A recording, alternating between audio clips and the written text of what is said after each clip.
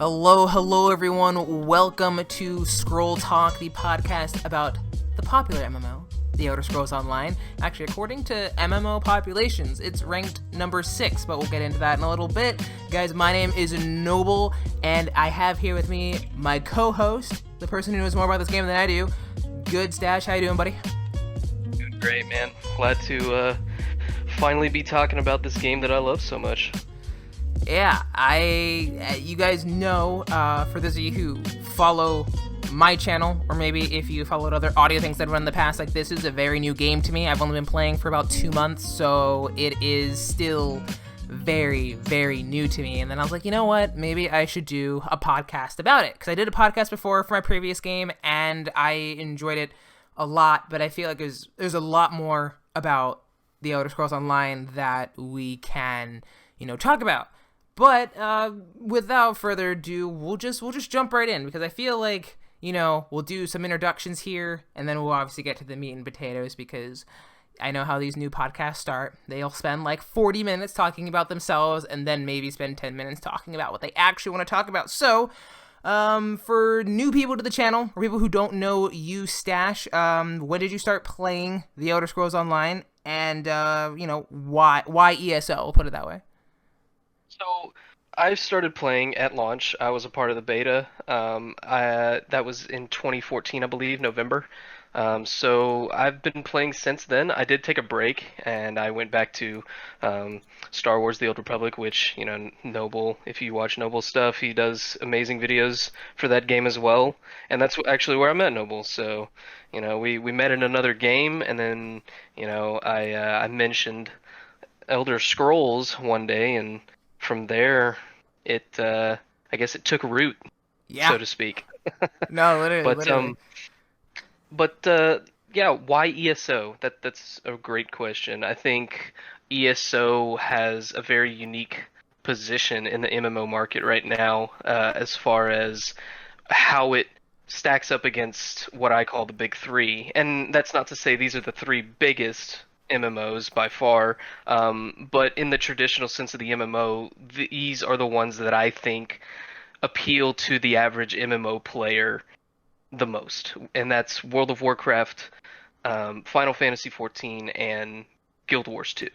So how does Elder Scrolls stack up against those? Well, I can give you some stats right here. It is the second largest growing, right behind WoW, and it has grown approximately 3% every month for the past 3 years, I believe, since they converted to the Elder Scrolls Online Tamriel Unlimited, which was kind of their rebranding after their kind of rocky launch in 2014. It got some bad Press, I guess. yeah, you could say that. The critics were none too pleased, and neither were the players. So it didn't launch like they wanted to, but after some rebranding, some rebalancing, some more development, it came out much better, and it received much better accolades from critics and players alike. And that's, I think, why it has grown the way it has in such a short amount of time. Um, it let's see. I'm pretty sure Star Wars had a pretty bad launch too. It did. Well, I think Star Wars had a problem with how many servers they made. They did I make a think lot they of servers. Yeah, I think they overestimated their initial player base with how many servers they ended up having, and then in the future having to merge. So I think that was something that ESO took by the reins immediately with their concept of running mega servers. Um, and that really put them in a position to have the best of everything, really. I mean, you've got two mega servers for each console that it's on. It is on Xbox One and PS4 as well as PC. So you have a North American server and a European server. And I think that gave them a lot of leeway when it came to how many players they could reach.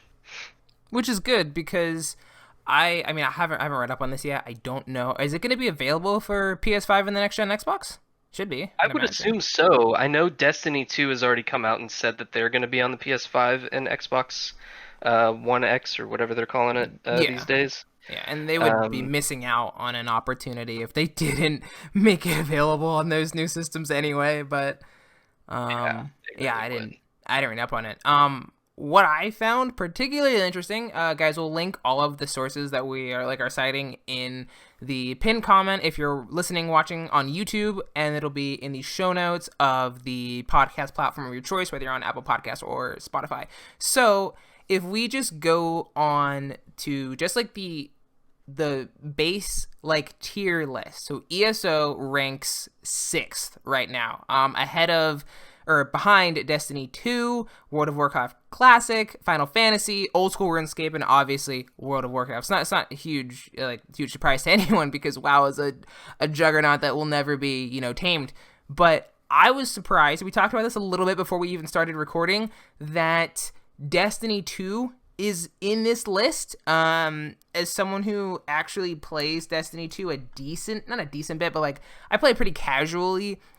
I have always said that it was an MMO light game, and I know Stash, you have some thoughts as to your opinions on why it should or shouldn't be on the list in the first place. So I'll let you touch on that.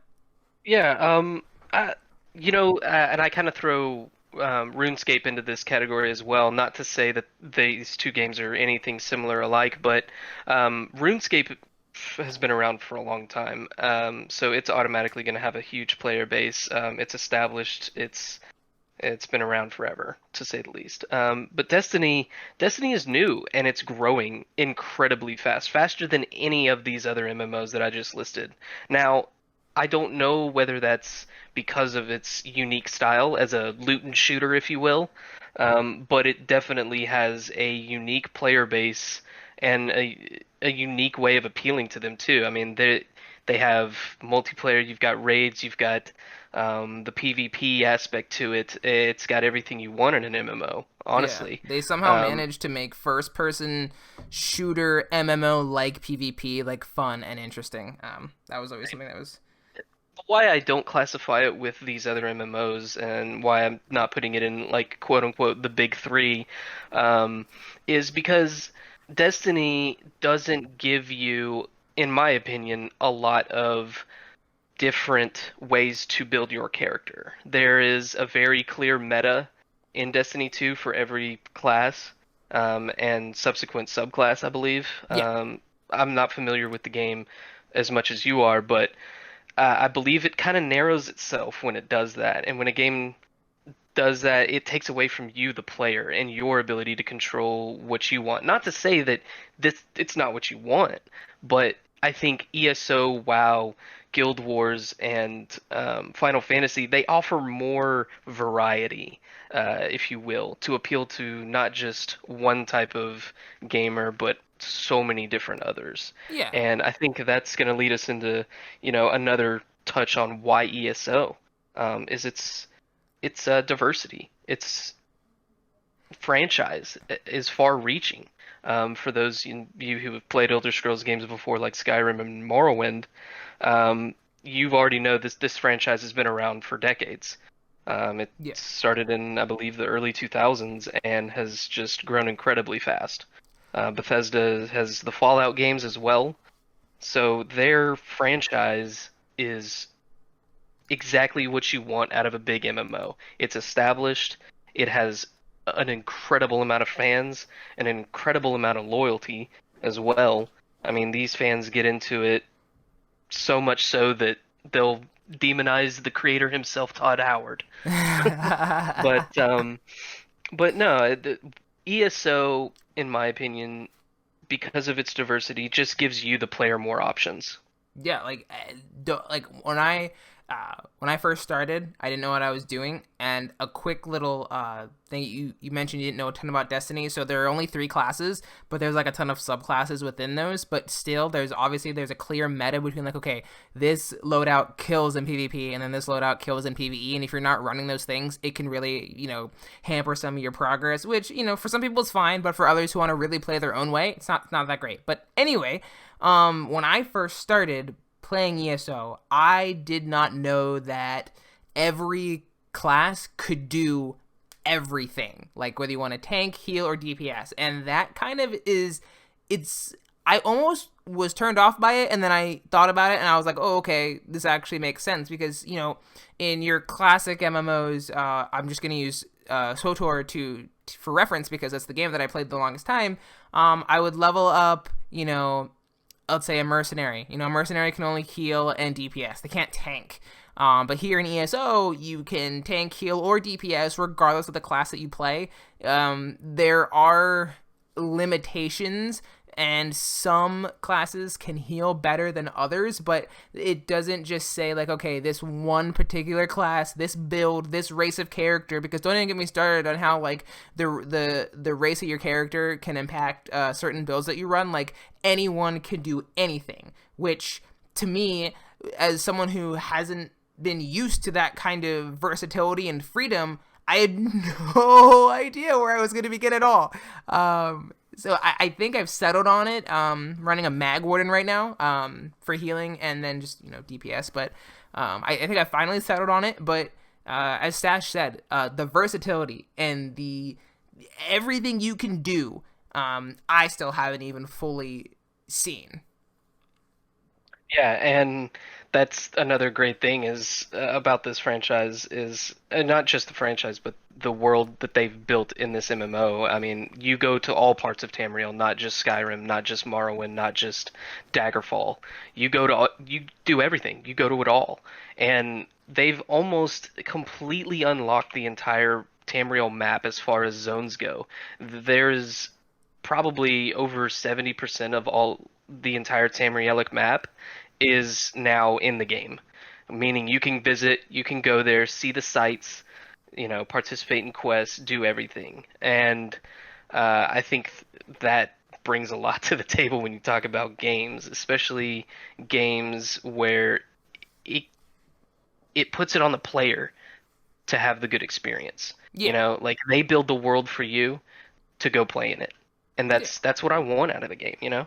I was shocked because when I first started, I was thinking, oh, well, are there planets in Elder Scrolls? Like, is like, because I came from SWTOR, so I was like, okay, well, I'm probably gonna have some kind of teleportation system, and I'm gonna just go from like I don't know planet to planet. I had no idea what to expect. When I opened the map and I saw that it was just like this one big zone. I was like, oh my gosh, I'm gonna get through this in no time at all. Like I don't, how do people play this game? And then I like looked a little closer, and then I hit right click, and I was like, Yes.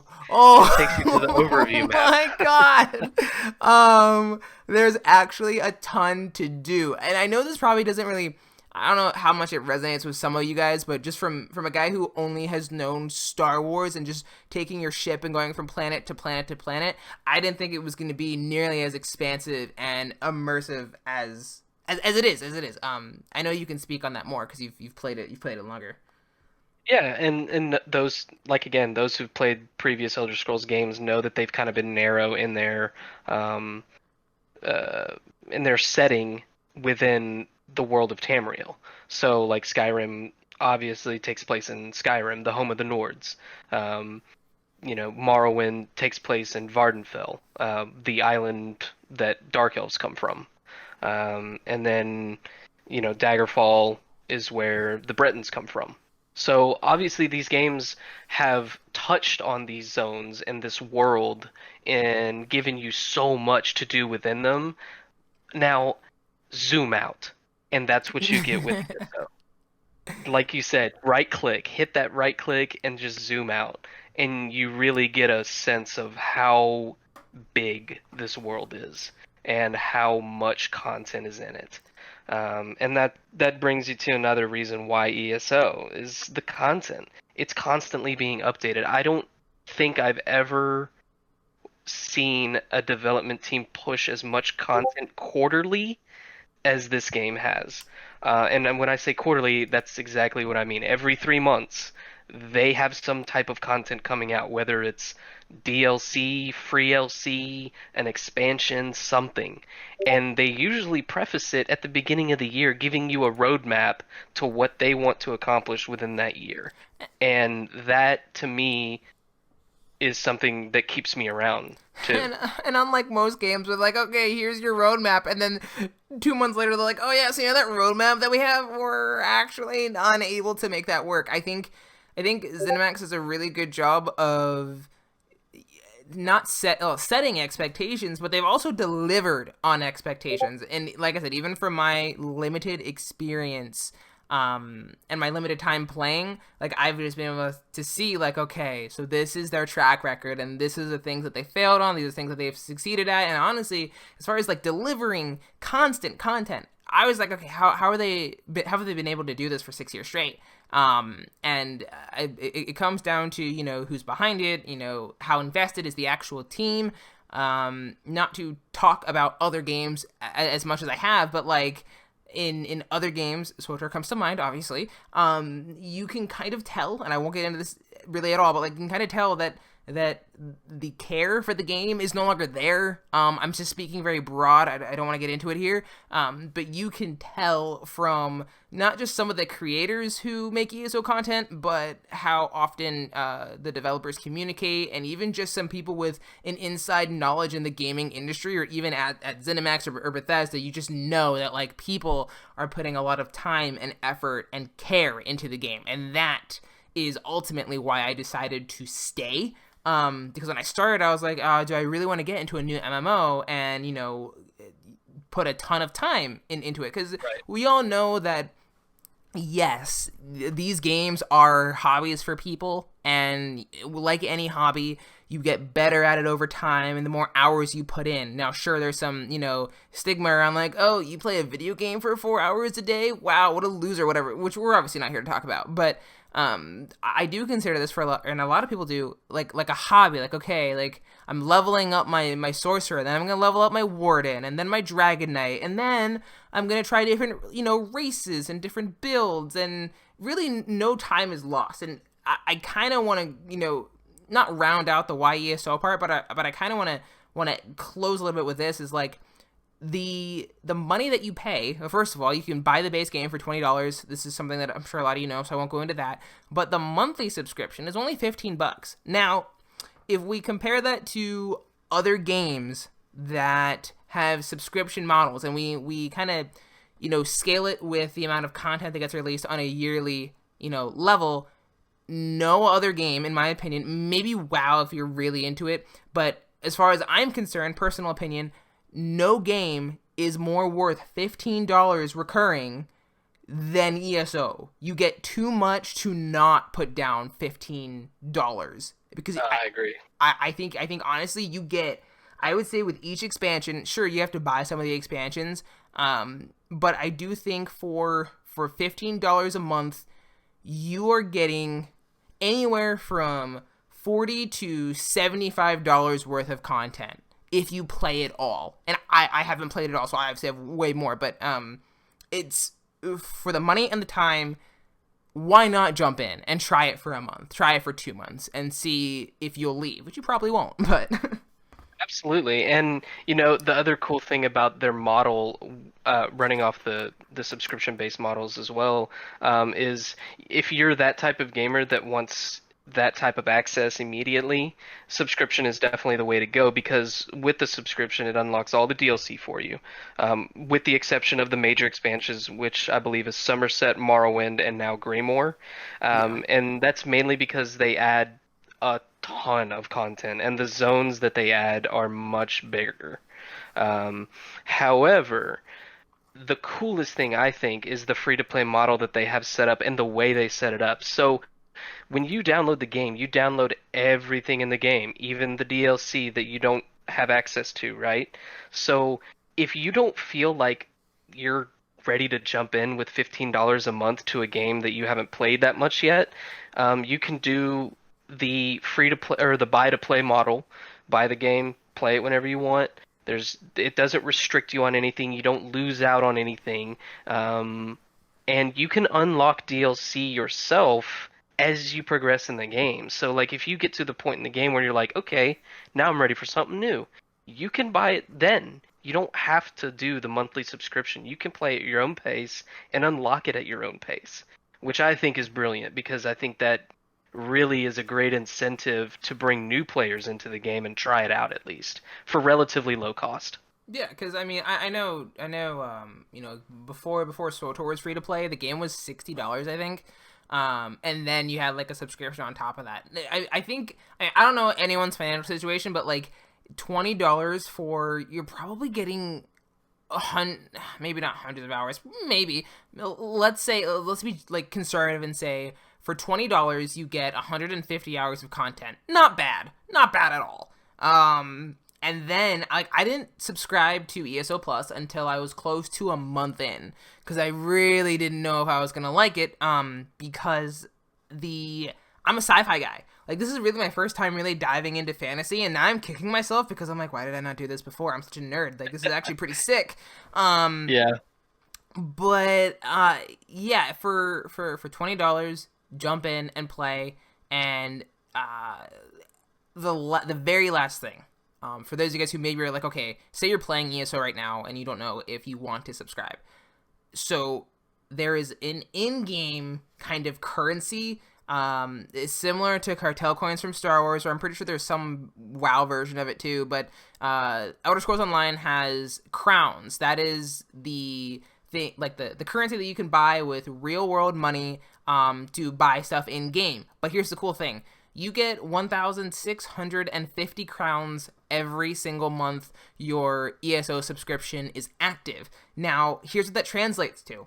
For $15, I think for $10, you can get about, I think it's 1,000 crowns.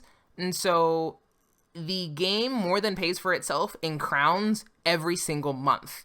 And if you're wise with your crowns, you're going to be saving up a lot. But it's a really nice real world money to in-game currency ratio. Like if I wanted to spend, $15, be like, okay, I can get like 2,000 or 3,000 crowns with that. I don't know the specifics. I'm not on the store site right now, but I'm saving up for some player housing in the game. And honestly, I could probably spend $5 and get some extra crowns, but I'm just going to wait until literally next week because I'll get my monthly grant and I'll have more than enough to buy that player house and a couple other things. So that alone, in my opinion, is worth the $15. Oh yeah, I mean it's a pure form of the game giving back to the players. I mean, and that's another thing that keeps me here. Like, yeah, to build on the reasons that keeps me at this game and not going to a new game with, fresh graphics or the latest and greatest and the new player base. This keeps me here because this developer and their team really drive player feedback. They want to know what you guys want, and it drives their content. It really does. Like for the longest time, I don't think any Skyrim or any Nord content was even added to the game since the game was released in 2014. That's almost 6 years. And then finally, people were clamoring for some Skyrim content, and we got it with Greymoor. They let us know. They also revamped systems that needed revamping, like the vampire system and the werewolf system. When they make a big change, they take everything that the players are clamoring for, and they say, "How can this make it better?" And then they go and do it. Yeah. And that's so rare in the gaming industry these days, in my opinion, because I think a lot of developers are like, how can I make my publisher more money? Yeah, And yeah, no, that's ESO right. has figured out how to do that and keep their player base happy. Um, And my hats are off to them, really. I mean, it's something I think they have a unique grasp on. yeah, no, for sure. So obviously, guys, this is like technically episode 0 for the sake of time. We're gonna keep moving on, but there are definitely things we'll talk about more in the next episode. But this I'm gonna kind of bring, like what kept me here in ESO. Kind of mesh it with who is this for? Like what is this podcast for, right? So first of all, this is at the end. I'm reading off our show notes real quick, but it's like we already talked about the diversity of playstyle, and then this is the really important one. Like what is this for? Like the community is for like a community for everyone. Like you have your PvPers, you have your PvEers, you've got your RPers, and then you've just got social people that want to like play the game. So not only is it okay, this keeps me here, but this is also why ESO. Like I come from a game, and Stash comes from the same game, where the community is so small and kind of all together, like bunched up, that it's so hard to log on to a character and not, I don't want to say get harassed, because I'm not going to go down that route of like, oh my gosh, internet bullying or whatever, but like it's so much more refreshing. I loaded up Tamriel, right? I was in Vardenfell, I was level 1, I had no idea what to do, and I asked in Zone, I was like, okay, guys, I have no idea what I'm doing, where do I go, how do I start? Someone literally whispered me, grouped me, met me, and helped me get started for the first like 2 or 3 hours. It's just some random person that I don't even know, and that's awesome. Is a ridiculous kind of first impression to make on someone.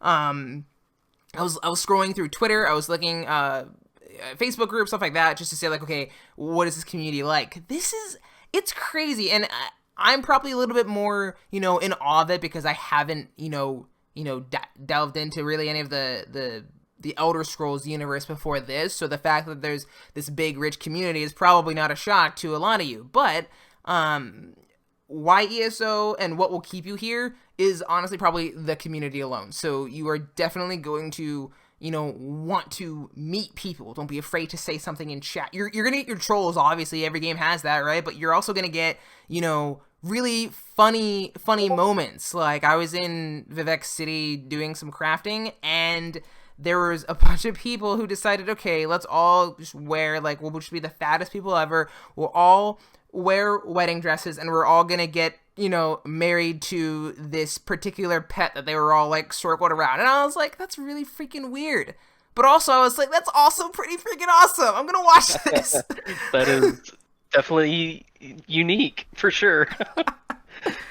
Oh, good. But, anyway, to actually, round it out a little bit, like, who is this for? Like, who is this podcast for?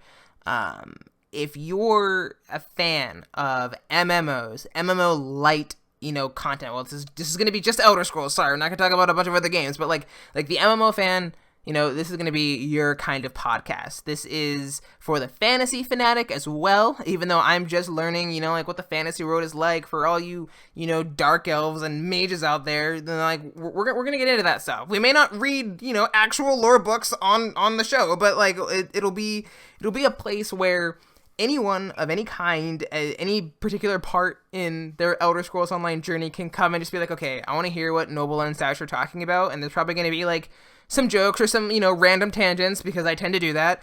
And then we have the ESO internet historian, Stash over here, laying down some facts that I didn't know, because I guarantee you guys, at some point I'm going to say something, he's going to be like, what? Where did you hear that? You're stupid. This is actually what it is. The purist in me can't resist to give a correction to an unknowledgeable, lore-riddled person. Yeah. But, like, this is, for me, this podcast, what I want to do is reach the MMO fan and fantasy fanatic, the Game of Thrones guy, the person who's not necessarily ready to commit to a big MMO game, is on the fence. They don't know which one to play. Should I go back to WoW? Should I try something else like Final Fantasy or Guild Wars? Like, what makes ESO the game that I should play? Well, to that person, I want to get them off the fence. I want to make them at least go out and try the game, or at least listen to what we're saying about it and hear how excited we are to talk about it to you guys, and like take us at our word. Try it yourself, because I guarantee you, if you like Elder Scrolls and you like fantasy, even if you don't like Elder Scrolls, you're gonna have fun with this MMO, guaranteed, because it's got something for everyone. It really does. Yeah, and like I said earlier, like this is definitely going to be like a laid back podcast. Like obviously we'll talk about patch notes. What are the changes, because I feel like it's just a staple of any podcast who wants to stay current, because it's what we do. We want to inform you guys, whether you're new, veteran, or just checking out the game and have no idea what's going on. We want to make sure you guys are in and informed. And then we'll talk about, our experiences. Like, this is episode 0. So as we continue, we're going to, refine the style a little bit more and, figure out what works best for us. We still have to actually figure out a schedule because life is crazy. You guys know what the crazy times we're in. But I'm not going to talk about it because I don't want to get demonetized. But exactly. At the end of the day, guys, like, we are going to be on at least 3 platforms to start. So obviously this is going to get uploaded to my YouTube channel, Nobleplays. I was debating about setting up a specific YouTube channel for the podcast, but until there's some growth, doesn't make sense to. I want to get this out to as many people as possible, so I think that's the best way in terms of a video form content, right? And then if you guys don't want to watch or have YouTube queued up in the background, it's going to be on Apple Podcasts and Spotify. So I'm going to try to get it on Anchor or something, but like anywhere you can usually consume podcasts, whether you're Apple, Android, or just PC, you're going to be able to have access to the podcast. We have a Twitter as well that will be linked in the show notes and the video description and the pinned comment for the video version. And then we have a Discord server, but we are going to keep that to ourselves for a little bit until we, gauge on exactly what we want to use that for. I mean, we kind of know.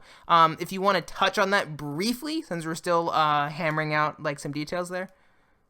Yeah, absolutely. I want that Discord to be for you guys in the future when you guys are ready to come and play with us, because I think that the more feedback we get from the listeners and viewers, I think that can help us make the content you want, much like ZeniMax listens to its players, Like, I want to be that kind of content creator for you guys. So, and like Noble said, if you guys want to get in contact with us, we've got set up on Twitter.